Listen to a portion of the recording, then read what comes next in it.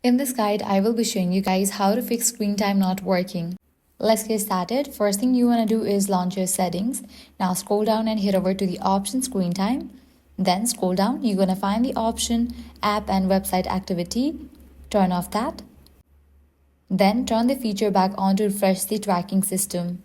Next, first restart your iPhone by quickly pressing and releasing the volume up button, then the volume down button, and finally holding the side button until the Apple logo appears.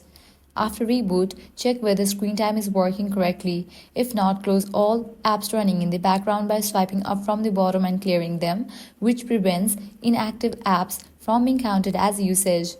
Also, make sure your device is updated by going to Settings, General, Software Update. If the issue continues, what you want to do is reset your iPhone. For that, hit back. Now scroll down and click on the option Transfer or Reset iPhone. Click on Reset. Now select Reset All Settings and go through the process. And that's it. With this solution, your problem will be resolved. At the end, if this guide helped you out, do not forget to like, share and subscribe. Thanks for watching.